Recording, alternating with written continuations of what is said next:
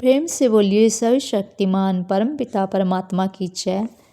प्रिय बंधुओं, आज हम चर्चा करेंगे योग वशिष्ठ जी के माध्यम से भगवान श्री रामचंद्र जी और उनके गुरु वशिष्ठ मुनि जी के बीच प्रश्न उत्तर। आइए जानते हैं।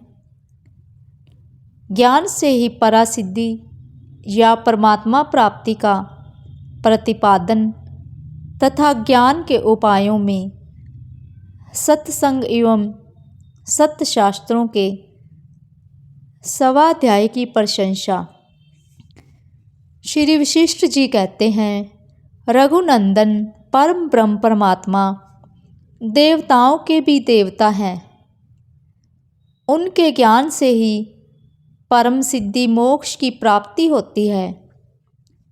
क्लेश युक्त सकाम कर्मों के अनुष्ठान से नहीं, संसार बंधन की निवृत्ति या मोक्ष की प्राप्ति के लिए ज्ञान ही साधन है। ज्ञान के अतिरिक्त सकाम कर्म आदि का इसमें कोई भी उपयोग नहीं है, क्योंकि मृग तृष्णा में होने वाले जल के भ्रम का निवारण करने के लिए ज्ञान का ही उपयोग देखा गया है। ज्ञान से ही उस भ्रम की निवृत्ति होती है, किसी कर्म से नहीं। सत्संग तथा सत्शास्त्रों के स्वाध्याय में तत्पर होना ही ब्रह्म ज्ञान की प्राप्ति में हेतु है। वह स्वाभाविक साधन ही मोहजाल का नाशक होता है। यह परमात्मा सत्य स्वरूप ही है। ऐसे ज्ञान मात्र से ही जीव के दुख का निवारण होता है तथा वह जीवन मुक्त अवस्था को प्राप्त होता है। श्री रामचंद्र जी ने पूछा, गुरुदेव, सबके आत्म स्वरूप इन परमात्मा के ज्ञान मात्र से कष्टप्रद जन्म मरण आदि फिर कभी बाधा नहीं देते। अंततः बताइए, यह महान देवाधिदेव परम ब्रह्म परमात्मा किस उपाय से शीघ्र प्राप्त होते हैं? किस तीव्र तपस्या से अथवा कितने महान क्लेश उठाने से उनके ज्ञान की उपलब्धि हो सकती है? श्री वशिष्ठ जी ने कहा, श्री राम, आपके अपने पौरुष जनित प्रयत्न से विकास को प्राप्त हुए विवेक के द्वारा उन परमात्म देव का यथार्थ ज्ञान होता है। इसलिए पुरुषोचित प्रयत्न के द्वारा भाव रोग के निवारण के लिए मुख्य औषधों का संग्रह करना चाहिए। सत्शास्त्रों का अभ्यास और सत्पुरुषों का संग, ये दो प्रधान औषधियाँ संसार रूपी रोग का नाश करने वाली है। इस जगत में संपूर्ण दुखों के विनाश की सिद्धि के लिए एकमात्र पुरुष प्रयत्न ही प्रधान साधन है।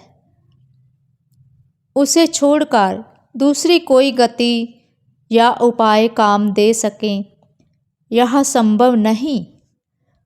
रघुनंदन, आत्मज्ञान की प्राप्ति के लिए अपेक्षित उस पुरुष प्रयत्न का स्वरूप कैसा है, जिसका पूर्णतः पालन करने से राग द्वेषमयी महामारी शांत हो जाती है? यह बताता हूँ, सुनो। मुमुक्षु पुरुषों को चाहिए कि वह यथासंभव ऐसी वृत्ति के द्वारा जो लोक और शास्त्र के विरुद्ध ना हो, निष्काम भाव से जीवन निर्वाह करता हुआ संतुष्ट चित्त हो।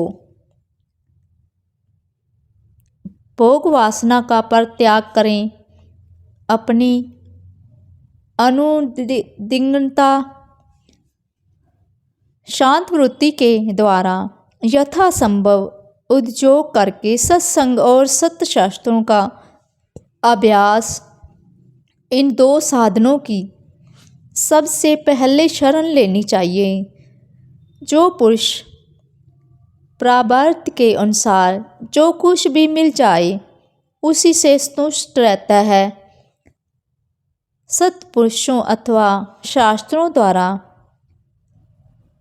निंदित वस्तु की ओर आंख उठाकर नहीं देखता है और सत्संग एवं सत्शास्त्रों के अभ्यास में तत्पर रहता है, वह शीघ्र ही मुक्त हो जाता है।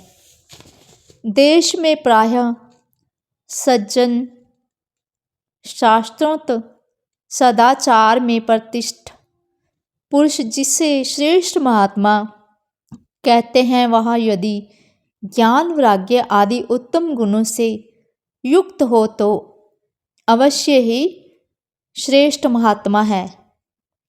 ऐसे महात्मा की प्रयत्नपूर्वक शरण लेनी चाहिए।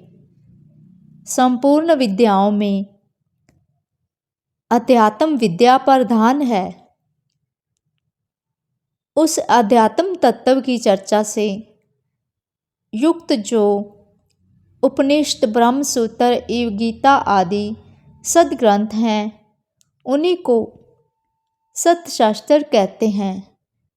उनका विवेकपूर्ण विचार करने से मनुष्य मुक्त हो जाता है। जैसे निर्मली के चूर्ण से संसर्ग से जल की मैल साफ हो जाती है, तथा जिस प्रकार योग के अभ्यास से लोगों की बुद्धि शुद्ध हो जाती है, उसी प्रकार सत्शास्त्र और सत्संग से प्राप्त हुए विवेक के द्वारा अज्ञान का बलपूर्वक निवारण हो जाता है।